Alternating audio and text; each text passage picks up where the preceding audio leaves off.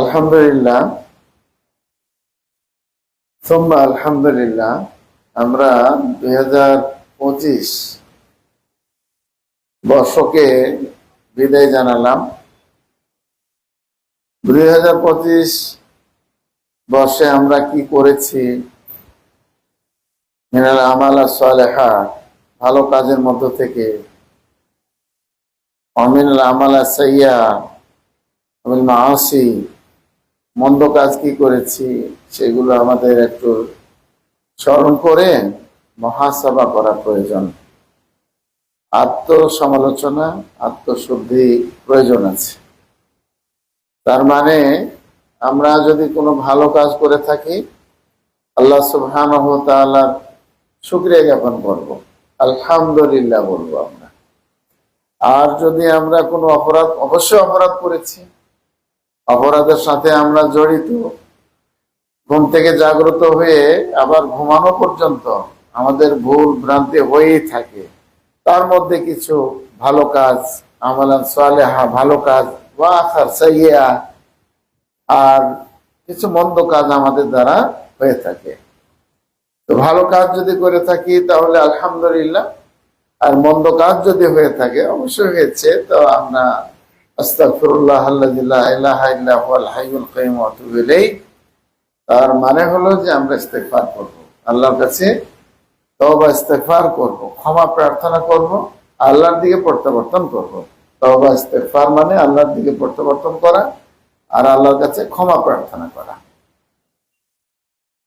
এটা বান্দার সাথে যদি কিছু থাকে, আবার হুকুকুল ইবাদ, বান্দাদের সাথে বান্দার কোনো সম্পর্ক থাকলে, অন্যায় হয়ে থাকলে, অপরাধ হয়ে থাকলে, যদি কোনো জুলুম অত্যাচার হয়ে থাকে, ভুল হয়ে থাকে, তাহলে ওই বান্দার সাথে, দিনী ভাইয়ের সাথে আমার মীমাংসা করে নিতে হবে।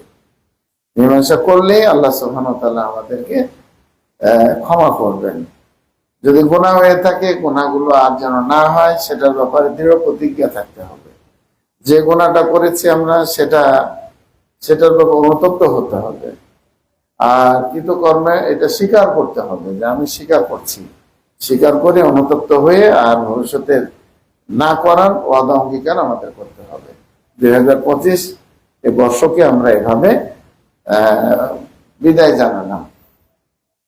আর আজ হলো 2 তারিখ 2026 বর্ষের, এটা হলো 2 তারিখ শুরু হয়েছে। 1 তারিখ গতকাল ইয়ামুল খামিস, বৃহস্পতিবার দিয়ে শুরু হয়েছে। আজ জুমার দিন 2 তারিখ। তো 2026 শিক্ষাবর্ষ অনুযায়ী শুরু হলো, আবার বর্ষ অনুযায়ী এটা শুরু হয়ে গেছে।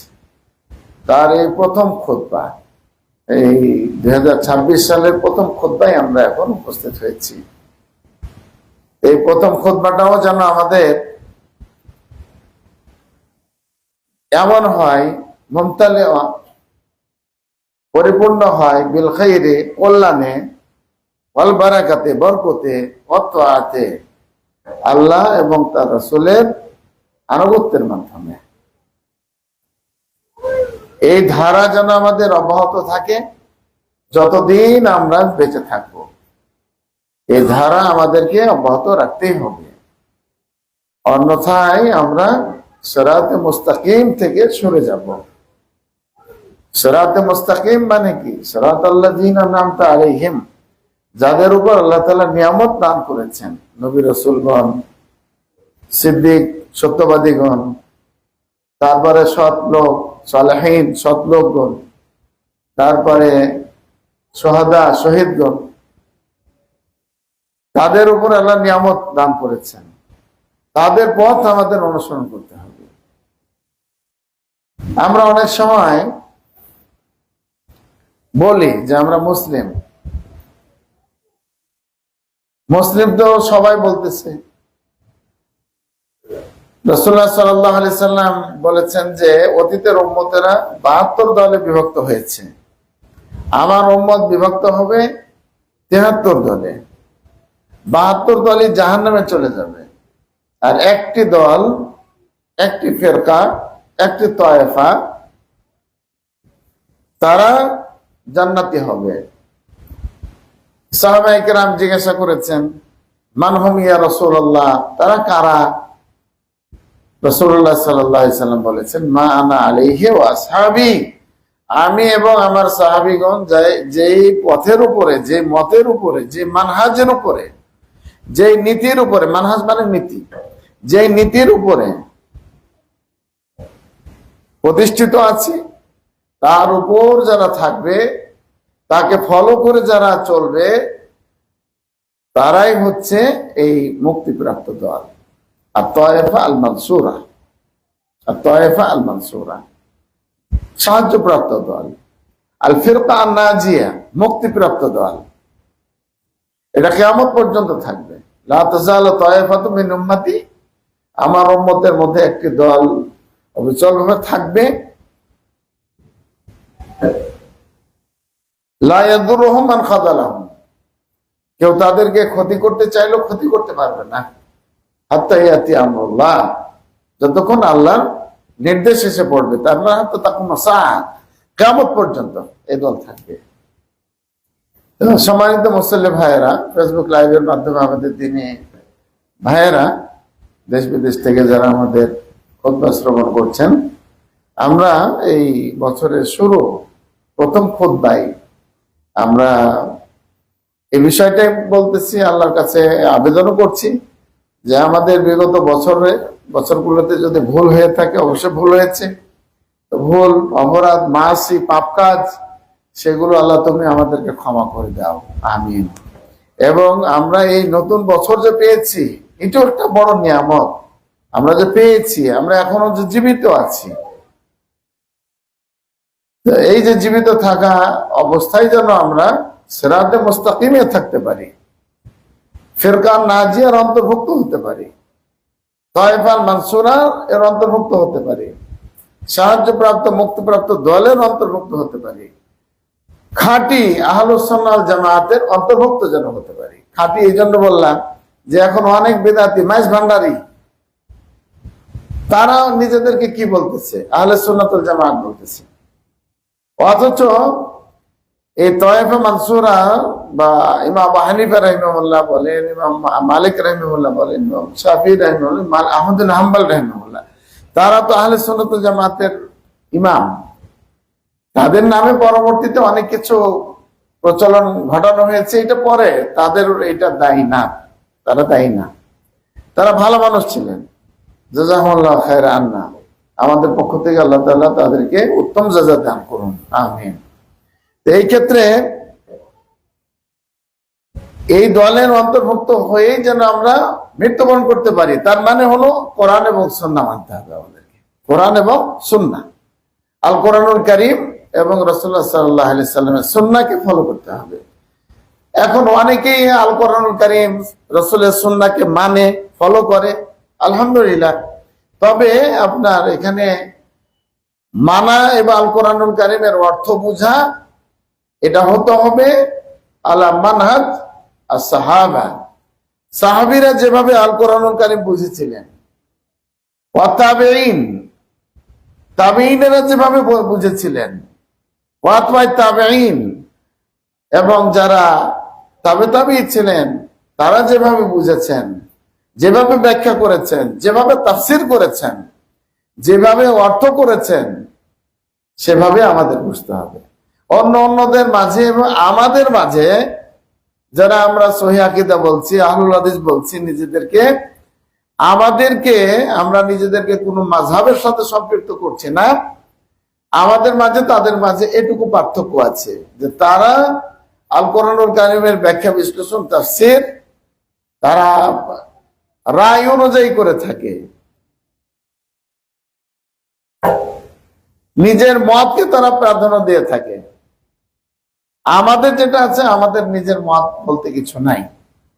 কোরআন সুন্নাহ সাহাবায়ে কেরাম যেভাবে বুঝেছেন, ঠিক সেভাবে আমরা বুঝতে চাই, সেভাবে আমরা চলতে চাই, সেভাবে আমরা কথাটা বলতে চাই। ধরেন কিছু লোক যদি এখন যারা আছে বর্তমানে বা নিকটবর্তী অতীতে যারা অতীত হয়েছেন, তাদের মাঝে এমন ব্যক্তিও যে ছিলেন যে আল কোরআনুল কারীমের একটি আয়াত আল কোরআনুল কারিমের একটি আয়াত, যে কোনো আয়াত হতে পারে, তার মধ্যে বহুল প্রচলিত একটি আয়াত আমরা ধরতে পারি, সেটা যে আল্লাহ তাআলা আকিমুদ্দিন বলেছেন, তোমরা দিন কায়েম করো।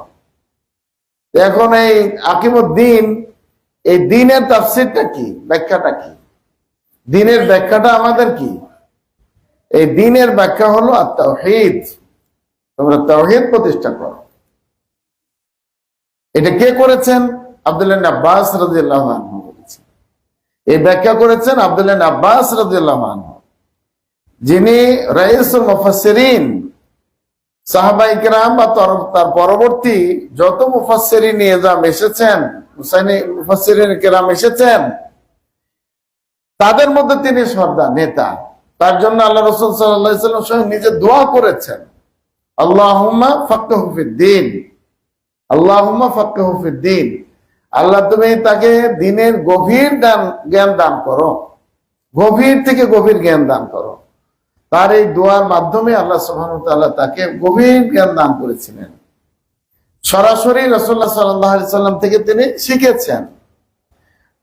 বড় বড় সাহাবায়ে কেরাম যারা ছিলেন, আবু বকর, ওমর রাদিয়াল্লাহু আনহু, তাদের থেকে তিনি সরাসরি শিখেছেন, ইলম অর্জন করেছেন। তো আকিমুদ্দিন, দিন কায়েম করো আল্লাহ বলেছেন।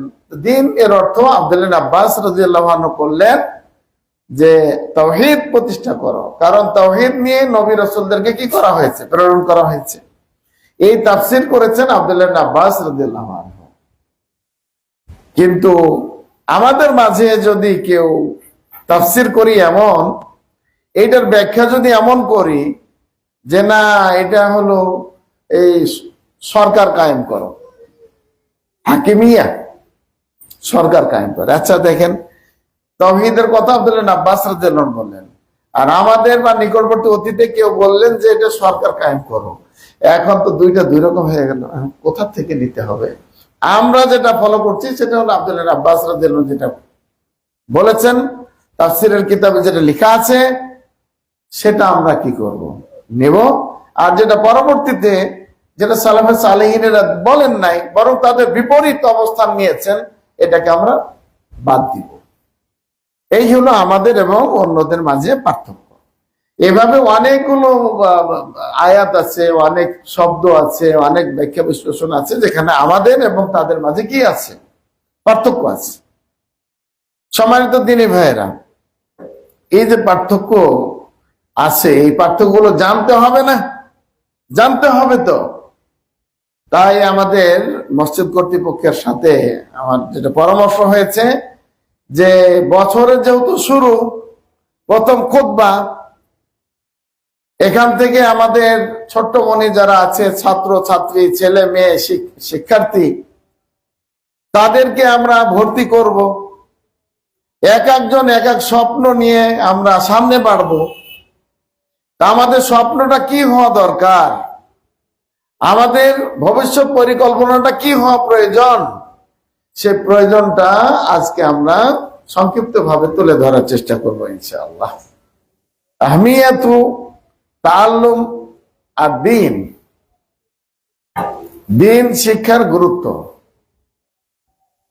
বা অপর নামে যে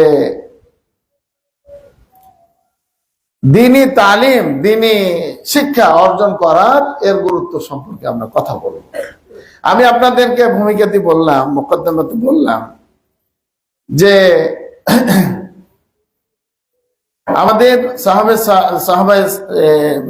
সাহাবায়ে কেরাম, তাবেঈন, অথবা তাবেঈন, তাদের মানহাজটা বুঝতে হবে, শিখতে হবে, জানতে হবে। অন্যথায় আমরা ডানে বামে পথ ভ্রষ্টতার দিকে আমরা চলে যাব। ডানে বিভিন্ন পথ আছে, বামে বিভিন্ন পথ আছে। তো ডানে বামের পথগুলো আসলে সোজা পথ না, সিরাতে মুস্তাকিমের অন্তর্ভুক্ত না, যেটা রাসূলুল্লাহ সাল্লাল্লাহু আলাইহি ওয়াসাল্লাম একেবারে সোজা রেখা টেনে, দাগ টেনে বুঝিয়ে দিয়েছিলেন সাহাবায়ে কেরামকে। একটা সোজা দাগ টানলেন, ডানে কিছু বামে কিছু, ব্যাস দাগ টানলেন। পরে বললেন যে সোজা রাস্তাটা হলো কি? আল্লাহর রাস্তা। আর ডানে বামে যা দেখা যাচ্ছে, এটা হলো শয়তানের পথ, শয়তানের পথ।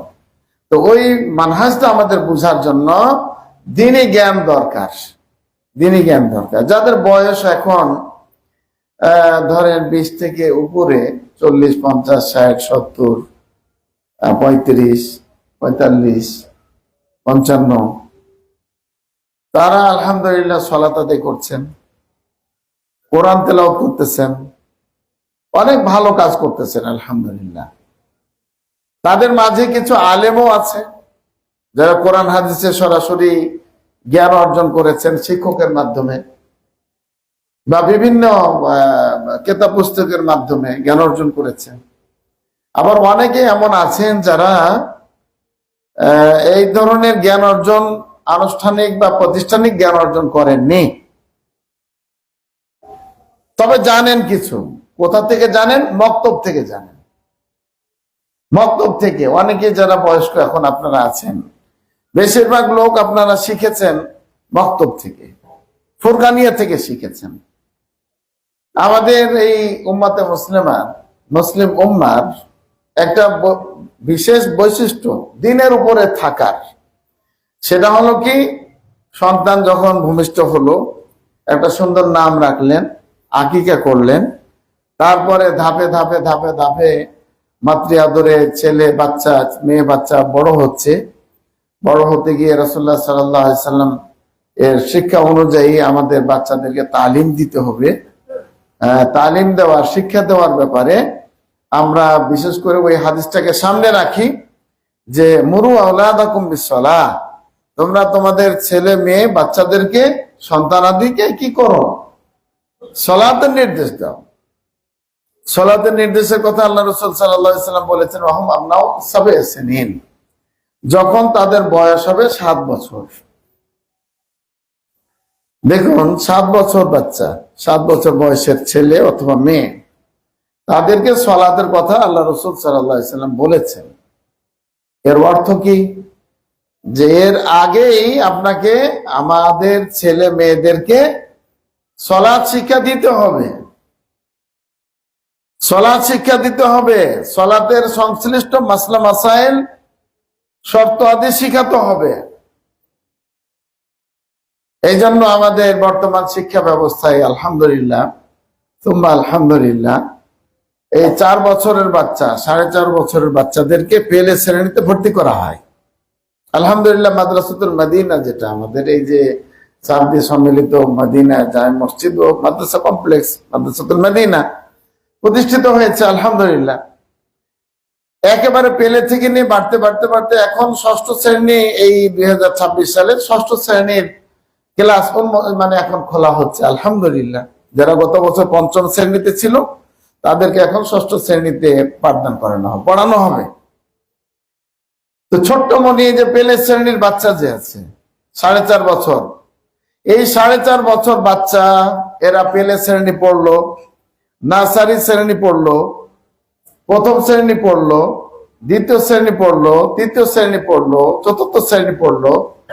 এই যে পড়তেছে পেলে শ্রেণী, নার্সারি শ্রেণী, 1ম শ্রেণী, 2য় শ্রেণী, এই যে 4 বছর, আর ওইদিকে হলো 4 বছর, 8 বছর হলো। তার মানে 1ম শ্রেণী পর্যন্ত একজন ছাত্র বা ছাত্রী আমাদের এই মাদ্রাসাতুল মদিনার মতো অন্যান্য মাদ্রাসায় যদি পড়ে, তাহলে ও অনেকগুলো বিধিবিধান শিখে নেবে এবং শিখতেছে আলহামদুলিল্লাহ, শিখতেছে। কি শিখতেছে? কালেমাতুত তাওহীদ তাদেরকে শেখানো হচ্ছে, লা ইলাহা ইল্লাল্লাহ শেখানো হচ্ছে, তাদের কালেমাতুশ শাহাদা শেখানো হচ্ছে। তারপরে ঘুম থেকে জাগ্রত হওয়ার দোয়া শেখানো হচ্ছে, আলহামদুলিল্লাহিল্লাযী আহইয়ানা বা'দা মা আমাতানা ওয়া ইলাইহিন নুশুর। ছোট্ট বাচ্চাকে ঘুম থেকে জাগ্রত হওয়ার দোয়া জিজ্ঞাসা করেন, পারবে ওরা। অনুরূপ ভাবে ঘুমানোর দোয়া আল্লাহুম্মা বিসমিকা আমুতু ওয়া আহইয়া শেখানো হচ্ছে। তাছাড়া আপনার মসজিদে প্রবেশ করার দোয়া শেখানো হচ্ছে, মসজিদ থেকে বের হওয়ার দোয়া শেখানো হচ্ছে। একজন মানুষ, একজন লোক, একজন ব্যক্তি অন্য ব্যক্তির সাথে সাক্ষাৎ করলে কি বলতে হয়, সৌজন্যতা বোধ কি? আসসালামু আলাইকুম ওয়া রাহমাতুল্লাহি ওয়া বারাকাতুহু শেখানো হচ্ছে। বাচ্চারা এটা শিখতেছে। আবার সেই মুসাফা করার ব্যাপারটা আছে, একজন অপরজনের সাথে হাত বাড়িয়ে মুসাফা করবে। তো মুসাফা করার ব্যাপারেও আলহামদুলিল্লাহ তারা জানে। আসসালামু আলাইকুম ওয়া রাহমাতুল্লাহ বলে ডান হাত বাড়িয়ে দিচ্ছে। ছোট বাচ্চা, পেলে শ্রেণীর বাচ্চা, 4.5-5 বছরের বাচ্চা। তারপরে আপনার ওযুর নিয়ম তাদেরকে শেখানো হচ্ছে।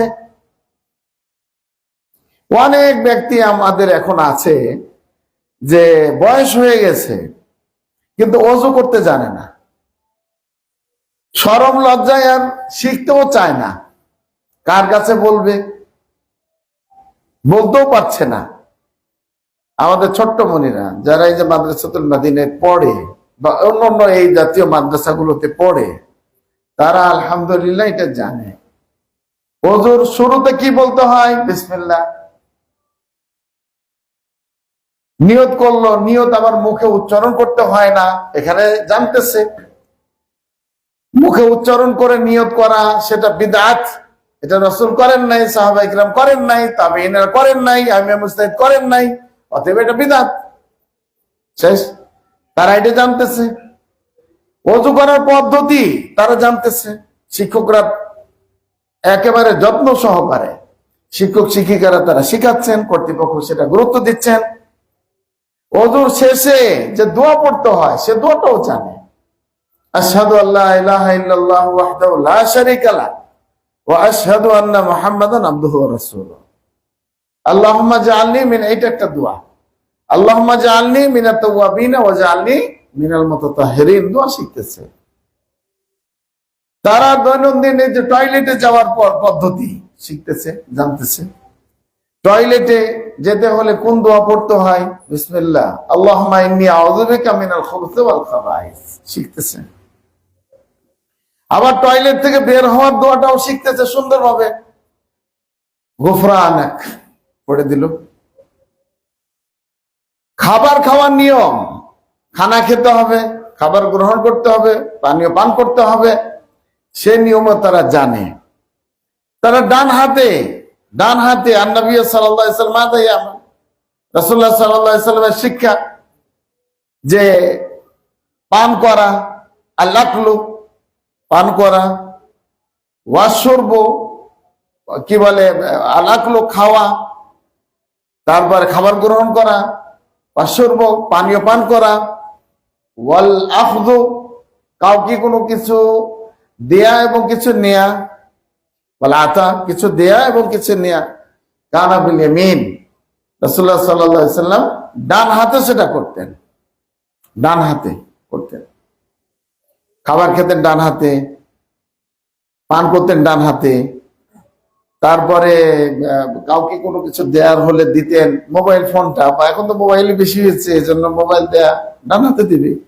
কোনো কিতাব পুস্তক দিতে হবে ডান হাতে দিতে হবে, গ্লাস দিতে হবে বাস ডান হাতে দিতে হবে। এই যে পানির একটা বোতল আছে ডান হাতে দিতে হবে, নিতে হবেও ডান হাতে।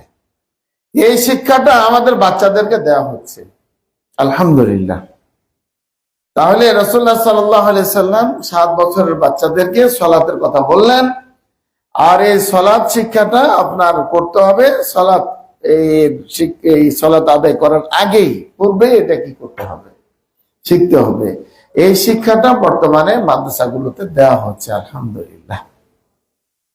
আপনি আমাদের এই মাদ্রাসা পড়ুয়া ছেলে এবং মেয়ে, ছোট ছোট বাচ্চা, ছোট্ট মনিদেরকে দেখবেন সালাম দেওয়ার সময় বা তাদের চলাফেরা, উঠা বসা সব ক্ষেত্রেই বাড়ি থেকে যখন বিদায় নিচ্ছে, যায় আম্মু বিসমিল্লাহি তাওয়াক্কালতু আলাল্লাহ লা হাওলা ওয়ালা কুওয়াতা ইল্লা বিল্লাহ।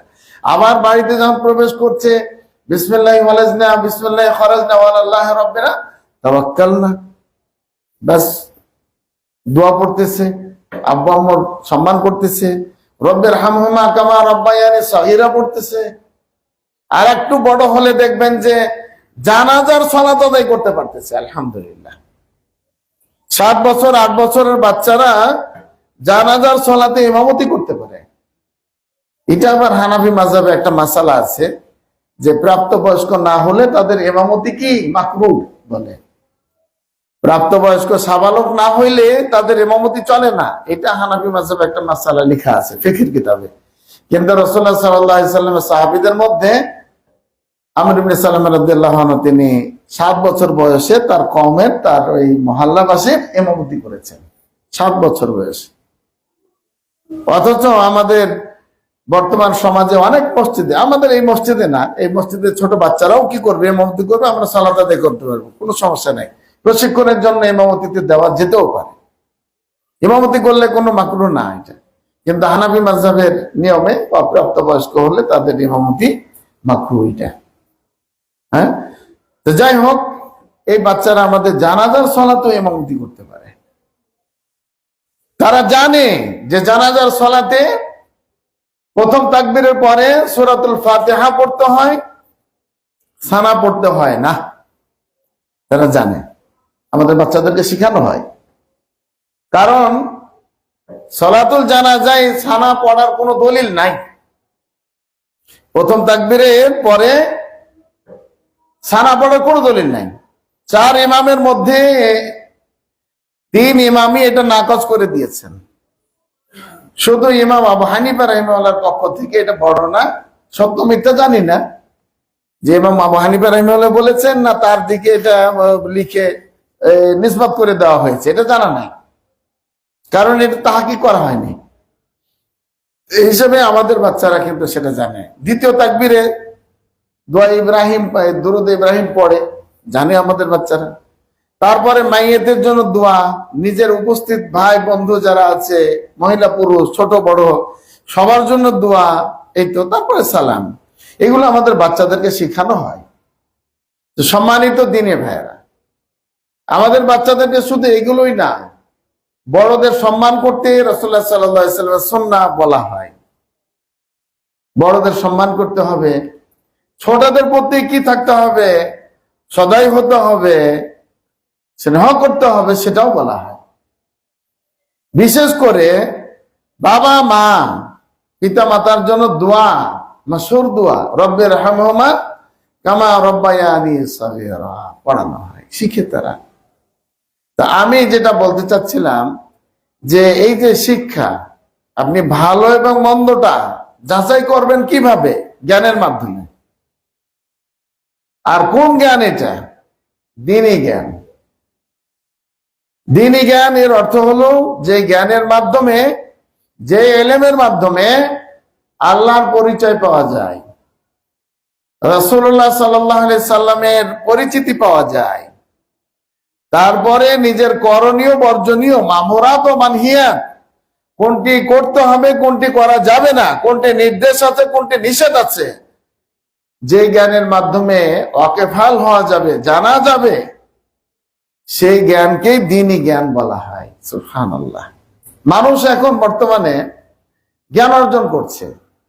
দুনিয়াবি জ্ঞান অর্জনে ধরেন 100 লোক আছে, তার মধ্যে 95 হলো দুনিয়াবি জ্ঞানে জ্ঞানী।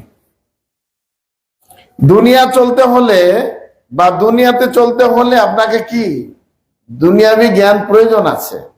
মিল, ফ্যাক্টরি, বিভিন্ন রাস্তাঘাট কিভাবে কি করতে হবে, তথ্য প্রযুক্তি কিভাবে আবিষ্কার করতে, এটা দরকার আছে। এইটার বিপক্ষে ইসলাম না, এটার পক্ষে আমরা আছি, ঠিক আছে। এই হলো কয়দিনের দুনিয়া, 10 বছর 20 বছর 30 40 50 বছরের এই পৃথিবী পরিচালনার জন্য আপনি সারা জীবন এর পিছনটা দিচ্ছেন। কিন্তু মৃত্যুর পরে যে অনন্ত কি আছে, কাল আছে, মৃত্যুর পরে যে জান্নাত আছে, জাহান্নাম আছে, মিজান আছে, পুলসিরাত আছে, হ্যাঁ, হিসাব কিতাব আছে, এর জন্য তো আপনার দ্বীনি জ্ঞান দরকার আছে। মৃত্যু পরের জন্য দ্বীনি জ্ঞানের প্রয়োজন আছে। আমরা দোয়া পড়ি, রব্বানা আতিনা ফিদ দুনিয়া হাসানা ওয়া ফিল আখিরাতি হাসানা ওয়া কিনা আযাবান নার। এখানে আল্লাহ দুনিয়াতে এর কথা বলেছেন যে আল্লাহ তুমি দুনিয়াতে হাসানা দাও। দুনিয়াতে হাসানা কি জানেন? প্রথমত জ্ঞান অর্জন করা, এক, এবং দুনিয়াতে হাসানা হচ্ছে তা অনুযায়ী আমল করা, হাসানা। দুনিয়ার হাসানা, এটা দুনিয়ার উত্তম জিনিস। জ্ঞান অর্জন করা, জ্ঞান অর্জনের জন্য দোয়া প্রার্থনা করা, রব্বে জিদনি ইলমা, জ্ঞান বৃদ্ধির জন্য দোয়া করা। আর আখিরাতে, আখিরাতে হাসানা মানে জানেন? আখিরাতে হাসানা এর অর্থ হলো যে জাহান্নাম থেকে মুক্তি এবং জান্নাতে প্রবেশ করার সুযোগ পাওয়া। সুবহানাল্লাহ, সুবহানাল্লাহ। সম্মানিত দিনী ভাইয়েরা, আমরা অবশ্যই এই 40-50 বছরের এই সামান্য এই দিন কয়েকটা অতিবাহিত করার জন্য আমরা সারা জীবনটাই তার পিছনে দিচ্ছি।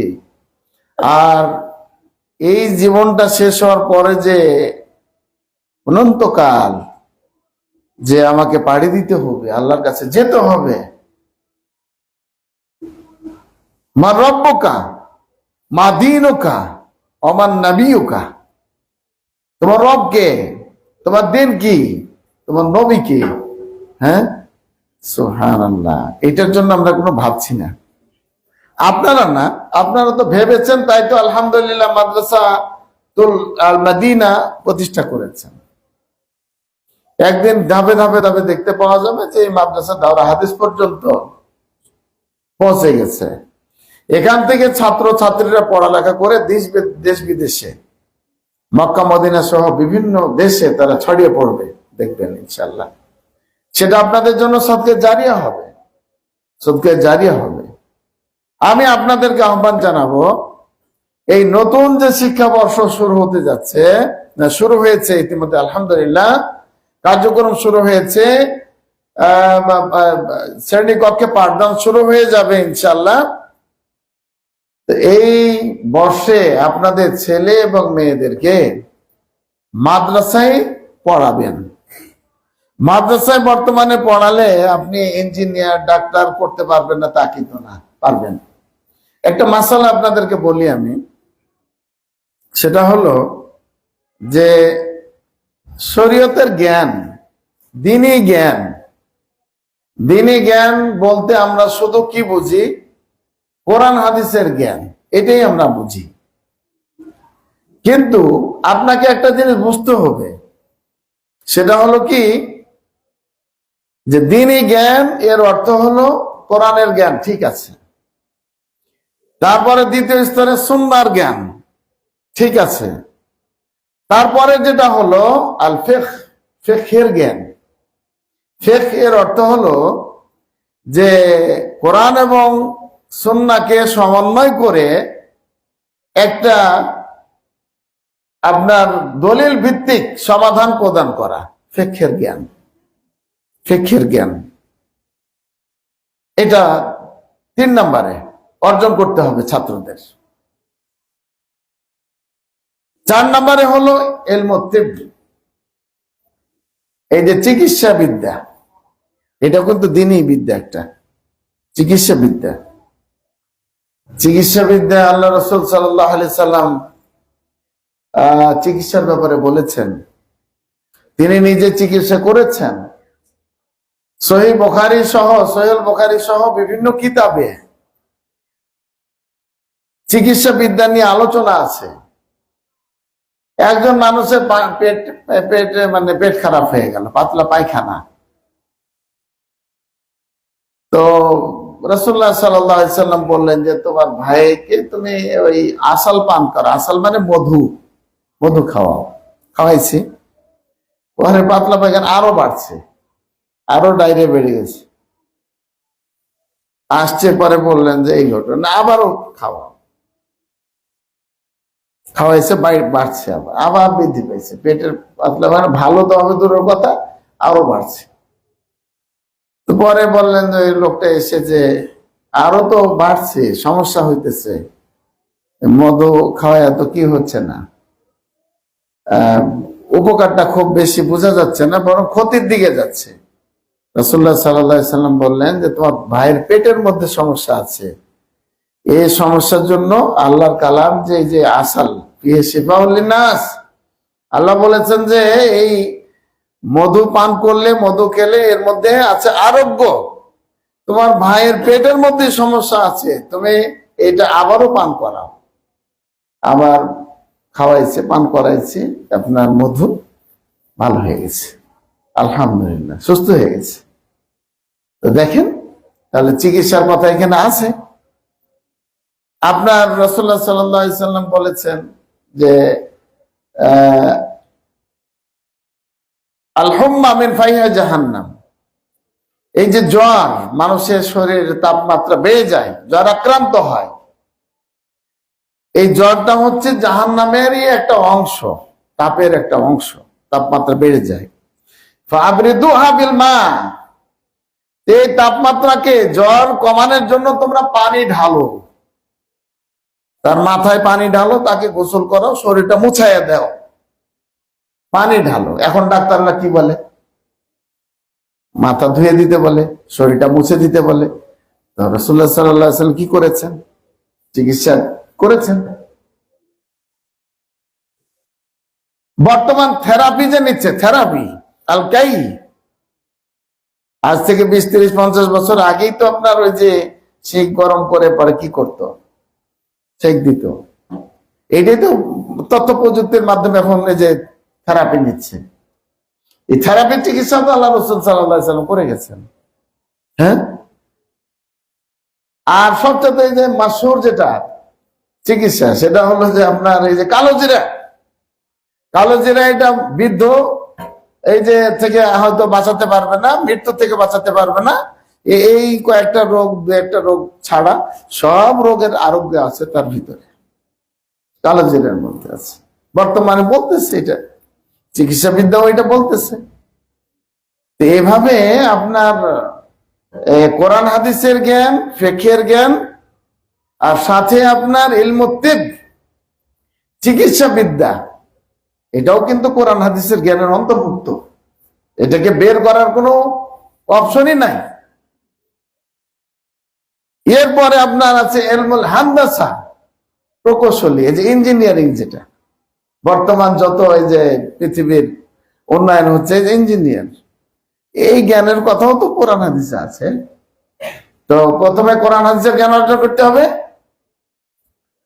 ফিকহের জ্ঞান অর্জন করতে হবে, চিকিৎসা বিদ্যার জ্ঞান, চিকিৎসা বিদ্যা অর্জন করতে হবে, তারপরে হলো যে প্রকৌশলী, তারপরে ধাপে ধাপে যতগুলো জ্ঞান আছে, কৃষি বিদ্যা, কৃষি শিক্ষা, এইটাও তো রাসূলুল্লাহ সাল্লাল্লাহু আলাইহি সাল্লামের এর মধ্যে আছে। আপনি সহিহুল বুখারীর যতগুলো পর্ব আছে, 98টি পর্ব আছে, 1128 পৃষ্ঠা আছে সেখানে। এর মধ্যে আপনার এই পৃথিবীতে চলতে যা দরকার সব আছে তার মধ্যে। কিন্তু দুঃখজনক হলো সত্য, আমরা শুধু এই যে আরকানুল ইসলাম খামসা, ইসলামের মূল স্তম্ভ হচ্ছে 5টি, সালাত, ওই যে শাহাদা, তারপরে সালাত, যাকাত, সিয়াম, হজ, এইগুলো প্রসঙ্গে আমরা কথা বলি। বাকি আমাদের কোনো কৃষি কাজ করার বিদ্যা আছে নাকি জানি না। এই যে সেচের কাজ করতেছে এখন বর্তমানে, সেচের কাজেরও বিদ্যা আছে, মুসাকাত, আলেম ওলামা সেটা পড়েছেন।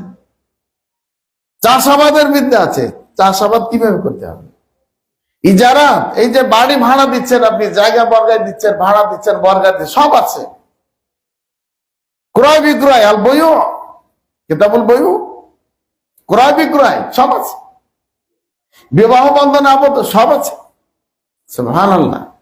তো এই যে শিক্ষার কথাগুলো আপনাদেরকে আমরা বলতেছি, এই শিক্ষাগুলো আলহামদুলিল্লাহ আমাদের মাদ্রাসা শিক্ষায় আপনি পাবেন।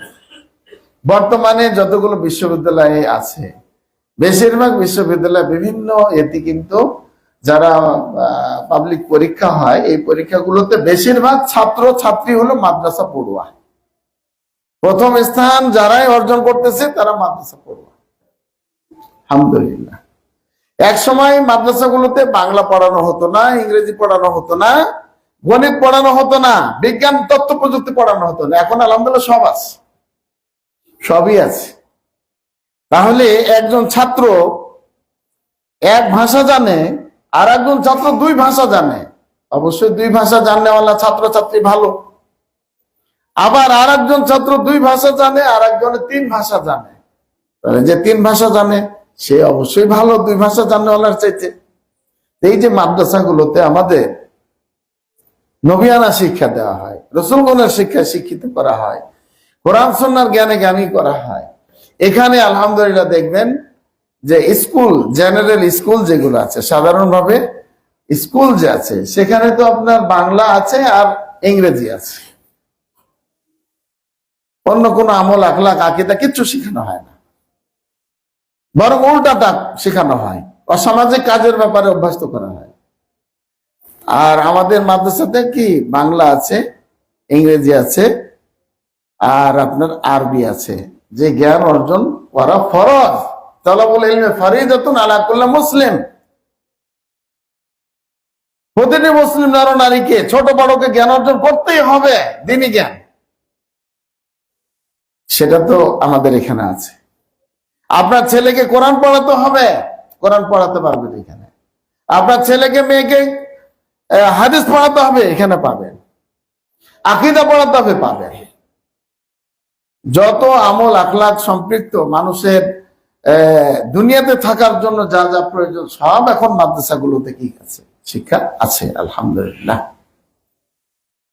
তো এই ক্ষেত্রে যত স্কুল, সরকারি বেসরকারি যত স্কুল হয়েছে তার তুলনায় মাদ্রাসার সংখ্যা এখনো অনেক অনেক কম।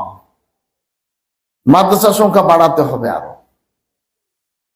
মাদ্রাসাগুলো থেকে আলেম কতজন তৈরি? 20 কোটি মানুষ, আপনার ধরেন যে 18-20 কোটি মানুষ বাংলাদেশে, সে অনুযায়ী কি আলেম তৈরি হচ্ছে? হয় না। সে অনুযায়ী আলেম তৈরি হয় না। 100 প্রতি 1000-এ কয়জন আলেম আছে? আলেম কয়জন আলেম পড়বে? কম। এগুলো কেউ বিশ্লেষণ করে না, কেউ তো মানে পরিকল্পনাও করে না। পরিকল্পনা করতে হবে। আমি ইমাম বুখারী রাহিমাহুল্লাহর একটা কথা মাঝে মধ্যে বলি, যে ইমাম বুখারী রাহিমাহুল্লাহ তিনি, তার শিক্ষক সংখ্যা ছিল প্রায় 1080 জনেরও বেশি। উনি দেশ বিদেশে অনেক এলাকা ভ্রমণ করেছেন। মক্কায় গিয়েছেন, মদিনায় গিয়েছেন, ইরাকে গিয়েছেন, সিরিয়াতে গিয়েছেন, মিশরে গিয়েছেন, বিভিন্ন জায়গাতে তিনি সফর করেছেন ইলম অর্জনের জন্য। শিক্ষক সংখ্যাই হলো প্রায় 1080-র উপরে। আর সব শিক্ষক ভালো আমলওয়ালা ছিল, আমলওয়ালা। যে কোনো লোককে কিন্তু শিক্ষক হিসাবে বানানো যাবে না, তার আমল দেখতে হবে, তাদের আকীদা দেখতে হবে। এখন জেনারেল প্রতিষ্ঠানে যতগুলো শিক্ষক আছে বেশিরভাগের আকীদা নষ্ট, তাহলে যে কোনো লোক থেকে জ্ঞান অর্জন করা যাবে না। আল্লাহ জ্ঞান জিবরিল আলাইহিস সালাম, মুহাম্মদ সাল্লাল্লাহু আলাইহি ওয়াসাল্লাম, মুহাম্মদ সাহাবায়ে কেরামকে দিয়েছেন। সব জানাশোনা ব্যক্তি, এগুলো সব জানাশোনা জিনিস। আর আমাদের এরকম নাই। এই হিসাবে আমাদের জ্ঞান অর্জন করতে হবে ভালো মানুষের থেকে, ভালো মানুষের থেকে। তো এই জ্ঞান অর্জনের ক্ষেত্রে ইমাম বুখারী রাহিমাহুল্লাহ প্রত্যেকের কাছ থেকে, সেই লোকগুলোর কাছ থেকে জ্ঞান অর্জন করতেন যারা বলতেন ইন্নাল ঈমানা কাওলুন ওয়া ফি'লুন, ঈমান হচ্ছে কাজ এবং কথা, ইয়াজিদু ওয়া ইয়ানকুস, বাড়ে এবং কমে। যারা এই বক্তব্যে বিশ্বাসী ছিল তাদের থেকে ইমাম বুখারী হাদিস বর্ণনা করেছেন। ইমাম বুখারী রাহিমাহুল্লাহ ইলম অর্জন করেছেন, আর সাথে ব্যবসাও করেছেন তিনি। ইমাম বুখারী রাহিমাহুল্লাহ শিক্ষিত ছিলেন, ইলম নিয়ে চর্চা করতেন সর্বদাই। তো তিনি ব্যবসা করতেন।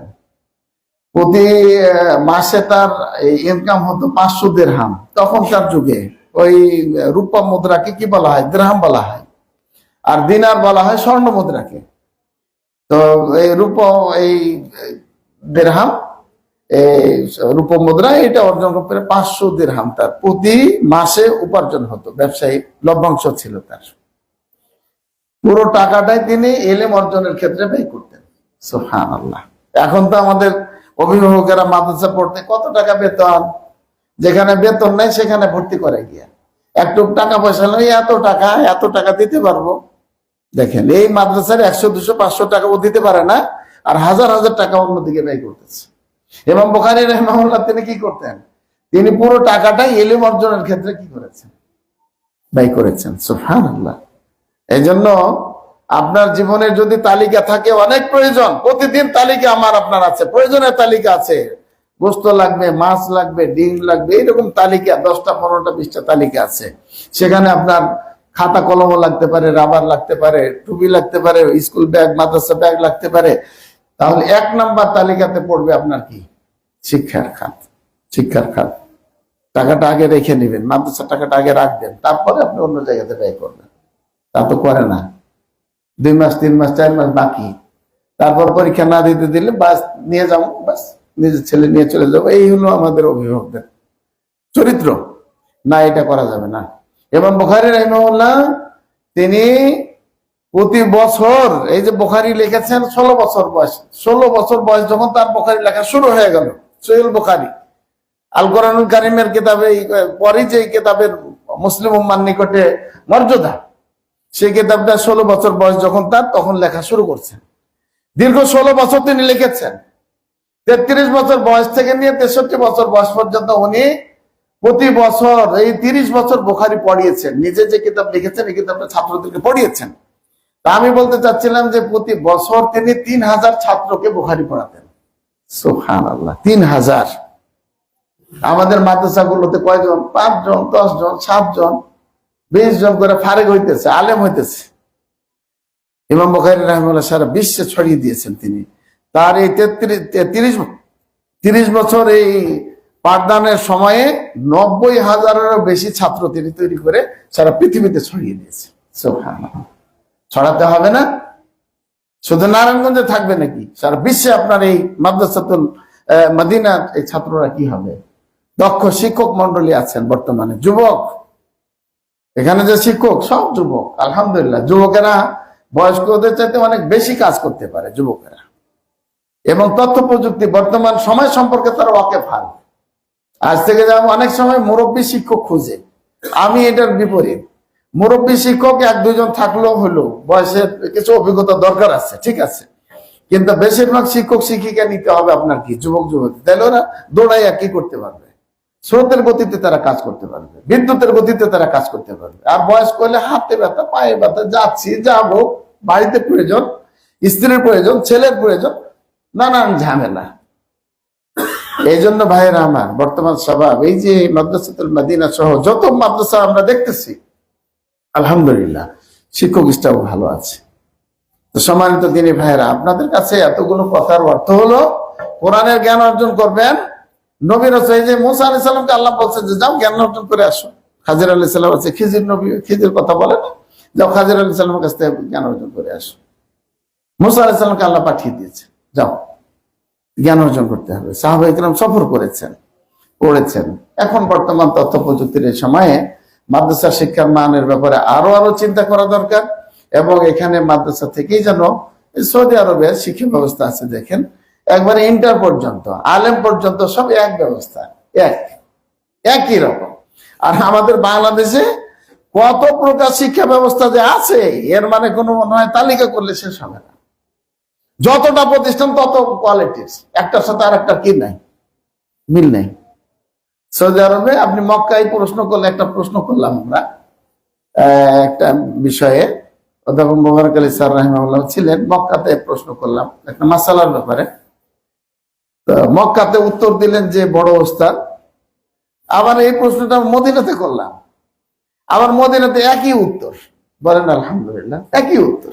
কারণ কি? তাদের সিলেবাস একই সিলেবাসে পড়ে। আর আমাদের এটা হলো কওমি, এটা হলো আলিয়া, এটা হলো জেনারেল, এটা হলো কলেজ, এটা হলো কত ধরনের পড়া। অথচ আমরা বলি যে 90% মুসলিম অধ্যুষিত এই দেশ হলো বাংলাদেশ। শতকরা কয়জন যে মুসলিম আছে যদি যাচাই বাছাই করা যায়, তাহলে বোঝা যাবে যে 1-2 জন শতকরা টিকে কিনা খাঁটি মুসলিম, প্রকৃত মুসলিম। আর বেগাইরে সালাত আদায় করে না এরকম মুসলিমের সংখ্যা অনেক বেশি। তো সম্মানিত দিনী ভাইয়েরা, আপনারা আপনাদের ছেলেদেরকে মেয়েদেরকে নতুন বছরে মাদ্রাসায় ভর্তি করবেন। এখন যদি স্কুলে থাকে, স্কুল থেকে নিয়ে এসে আপনি মাদ্রাসায় ভর্তি করেন। কিছুদিন কষ্ট হবে, পরে ইনশাল্লাহ ঠিক হয়ে যাবে। মাদ্রাসায় ভর্তি করবেন। আর এই শিক্ষা, এটা হলো ফকিরি শিক্ষা না, ফকিরি শিক্ষা না, এটা হলো সর্বোচ্চ শিক্ষা। এই শিক্ষার মধ্যে দিনও আছে, দুনিয়াও আছে, আলহামদুলিল্লাহ। এই যে দেখেন যে কয়জনই মাদ্রাসায় আলেম তৈরি হচ্ছে, এদের এই চাকরির ধরেন যে মানেরই চাকরি হোক, আলহামদুলিল্লাহ, এই চাকরি আপনার ধরেন যে পড়ালেখা শেষ করবে আর 2 মাস আছে, তার আগে চাকরি টাকরি সব ঠিক হয়ে যেতেছে, আলহামদুলিল্লাহ। অনেকে আছে অনার্স মাস্টার্স করতেছে, কত ঘুরে বেড়াইতেছে, কোনো কিছু নেই, তার চাকরি বাকরি নেই। এটা আল্লাহর মেহেরবানি ভাইয়ের আমার। এই জন্য মাদ্রাসায় পড়াবেন, যত মাদ্রাসায় পড়াবেন তত আপনার বয়স বাড়বে, আপনার ভালো লাগবে। আর জেনারেলে পড়াবেন, বয়স বাড়বে, আপনার খারাপ লাগবে। আপনি লিখে নেন কথাটা একবারে, আপনার বয়স বাড়বে, মাদ্রাসা পড়াচ্ছেন, আপনার ভালো লাগবে, আলহামদুলিল্লাহ আমার ছেলেটা সালাত আদায় করছে, সিয়াম পালন করছে, এই যে ভালো কাজ করতেছে, আমার জানাজাটা পড়বে, আলহামদুলিল্লাহ। মানুষের জীবনে কোনটা স্বপ্নই ঠিক তো, যে আমার জানাজা পড়বে আমার ছেলে। আর এদিকে যত আপনার সেই বয়স বাড়বে, জেনারেল পড়াইলে আপনার আরো চিন্তা যে এই ছেলেটা কি যে করে না করে, পরে যে কি করবে আল্লাহ ভালো জানে। নামাজও পড়ে না, কিছু করে না, আবার জানাজাও পড়াইতে পারবে না, তো আপনার টেনশন বাড়বে। আল্লাহর কাছে যাবেন, টেনশন আরো বাড়বে। ওই টেনশন কমান, টেনশন কমাইয়া আল্লাহর রহমত প্রাপ্ত হন। আল্লাহ আপনাদের আমাদেরকে সে তৌফিক দান করুন, আমিন। কুল হাল ইস্তাবিল্লাযীনা ইয়ালামুনা ওয়াল্লাযীনা লা ইয়ালামুন। আল্লাহ তাআলা বলেছেন যে যারা জানে, যারা জানে না সমান না। ইকরা বিসমি রাব্বিকাল্লাযী খালাক, পড়ো তুমি তোমার রবের নামে, যিনি তোমাকে সৃষ্টি করেছেন, আল্লাহ সুবহানাহু ওয়া তাআলার নামে। আর এটা, এই শিক্ষাটা শুধুমাত্র মাদ্রাসাতেই দেওয়া হয়। হ্যাঁ, এই জন্য আপনারা মাদ্রাসার শিক্ষায় সম্পৃক্ত হন, ছেলেদেরকে ভর্তি করেন, মেয়েদেরকে ভর্তি করেন। কর্তৃপক্ষ যারা আছেন মাদ্রাসার, আপনারা পরিবেশ ভালো করেন, শিক্ষক ভালো দিবেন, শিক্ষিকা ভালো দিবেন, আর এই নিরাপদ পরিবেশ সবকিছু দিবেন, ইনশাল্লাহ আমাদের দিনের কাজটা এগিয়ে যাবে। আর আমরা সবসময় দোয়া করবো, রব্বে জিদনি ইলমা, রব্বে জিদনি ইলমা, রব্বে জিদনি ইলমা।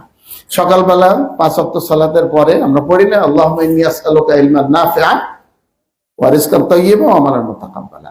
মানুষ যখন মারা যাবে তখন তার আমল বন্ধ হয়ে যাবে। 3টা আমল আছে, সেটা থাকবে চলমান, আরো 2টা আছে, 5টা আমল এটা চলমান থাকবে। তার মধ্যে একটা হলো সৎ সন্তান যদি রেখে যান, আপনার জন্য আমার জন্য দোয়া করবে।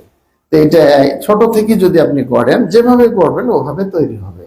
এই হিসাবে পেলে নার্সারি 1ম 2য় থেকে আপনি পড়ান। হ্যাঁ, যদি আপনি ডাক্তার বানাতে চান সেটাও হবে, অসুবিধা নেই। হাফেজ ডাক্তার হয়ে গেল, হাফেজ ডাক্তার, হাফেজ ইঞ্জিনিয়ার, বাস হয়ে গেল। সৌদি আরবে যারা সৌদি আরবে পড়ে গেছেন, আপনারা দেখেন যে সৌদি হাফেজ বেশিরভাগ ওদের ইঞ্জিনিয়ার আছে, সবার আলেমদের মতো তারা কথা বলে।